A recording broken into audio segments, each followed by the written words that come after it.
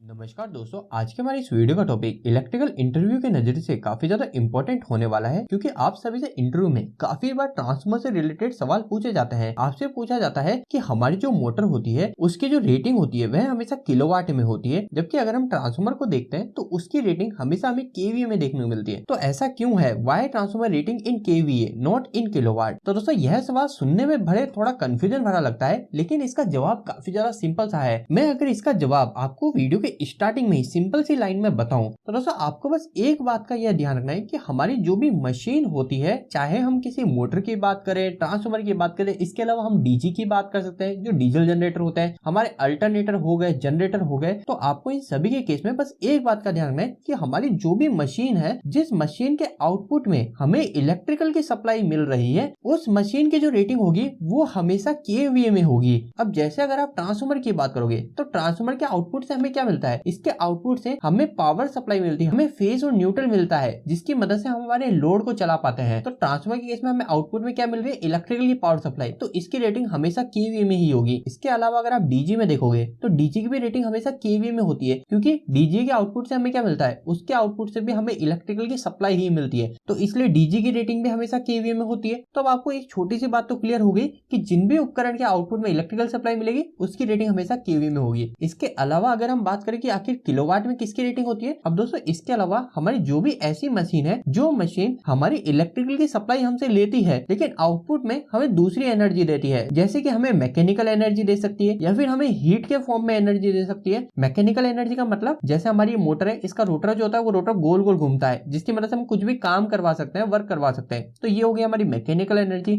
इसके अलावा हीट में एनर्जी क्या हो गया? जैसे हमारे हीटर हो गए, हम देते हैं उसमें इलेक्ट्रिकल की सप्लाई है लेकिन आउटपुट में हमें हीट मिलती है, गर्मी मिलती है, तो वो भी हमारे आउटपुट में इलेक्ट्रिकल की सप्लाई नहीं दे रहा, तो उसकी भी रेटिंग हमेशा किलोवाट में होगी। तो अब आपको दो बातें तो क्लियर हो गई कि आखिरकार कौन सी ऐसी मशीन है जिनकी रेटिंग किलोवाट में दी जाती है और कौन सी ऐसी मशीन होगी जिसकी रेटिंग हमें केवीए में देनी होती है। अब हम एक और सवाल पे बात करते हैं, जो सबसे मुख्य सवाल है कि आखिरकार ऐसा क्यों है कि जो भी उपकरण हमारे आउटपुट में इलेक्ट्रिकल की सप्लाई हमें दे रहे हैं उनकी हमारी रेटिंग केवीए में क्यों होती है? मतलब हमारे ट्रांसफार्मर की रेटिंग, हमारे अल्टरनेटर की रेटिंग, जनरेटर की रेटिंग, इनकी रेटिंग केवीए में क्यों होती है? तो दोस्तों, इसका जवाब काफी ज्यादा सिंपल सा है। आपको एक बात तो ऑलरेडी पता ही होगी कि हमारे इलेक्ट्रिकल के अंदर जो उपकरण होते हैं वह उपकरण मुख्य तीन टाइप के होते हैं। इसमें एक हो जाता है हमारा कैपेसिटिव लोड, एक हो जाता है हमारा इंडक्टिव लोड, एक हो जाता है हमारा रेजिस्टिव लोड। तो दोस्तों, यह तीन टाइप के हमारे इलेक्ट्रिकल के सभी उपकरण होते हैं। अगर मैं आपको इनके एग्जांपल बताऊं तो कैपेसिटिव उपकरण वो हो गया जो हमारे कैपेसिटर हो गए, तो उस कैपेसिटर को बोलते हैं हमारे कैपेसिटिव उपकरण। इसके अलावा इंडक्टिव लोड वो होते हैं जैसे हमारी मोटर हो गई, हमारे सीलिंग फैन हो गए, जिसके अंदर भी हमारी कॉइल होती है, वो होता है हमारा इंडक्टिव लोड। इसके अलावा एक रेजिस्टिव लोड होता है, जैसे हमारे लैंप हो गए, हमारे हीटर हो गए, जो हमारे उपकरण गर्म होकर एनर्जी को कंजप्शन करते हैं, वो हमारे रेजिस्टिव उपकरण होते हैं। तो दोस्तों, मुख्य ये तीन टाइप के हमारे उपकरण होते हैं। तो दोस्तों, अब यहाँ पे प्रॉब्लम ये आती है कि हमारे जो उपकरण ये तीन टाइप के हैं,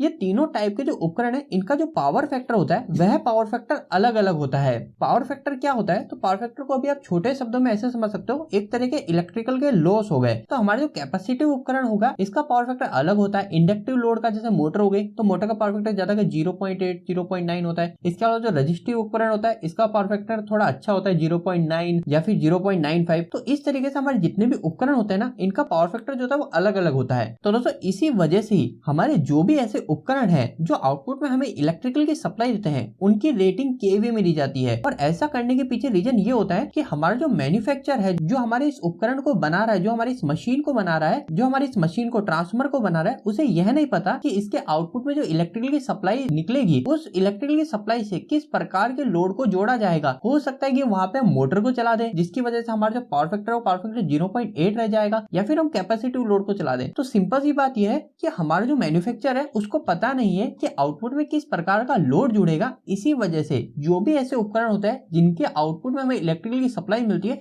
उनकी रेटिंग केवीए में होती है। अब दोस्तों, यहाँ पर एक और बात आपको पता होनी चाहिए कि अगर आपके पास में किसी भी उपकरण की रेटिंग केवीए में है, जैसे मान लीजिए कि आपके पास में एक ट्रांसफार्मर है, इसकी रेटिंग आपके पास में 1000 केवीए है। अब आपको पता करना है कि आखिरकार इस पे कितने किलोवाट का लोड जोड़ सकता हूं मैं। तो यहाँ पर सिंपल सी बात है, मैंने आपको क्या बोला कि मैन्युफैक्चरर को क्या नहीं पता कि इसके आउटपुट पे कितने पावर फैक्टर वाले लोड को कनेक्ट किया जाएगा। तो अगर आपको पता है कि इसके आउटपुट में 0.8 पावर फैक्टर वाले लोड को चलाने वाला हूं, तो आप क्या करेंगे, सिर्फ इस केवी के अंदर सिर्फ ये 1000 जो केवी है इसके अंदर आप सिर्फ पावर फैक्टर का मल्टीप्लाई कर देंगे तो मेरा पावर फैक्टर भी क्या है 0.8 है।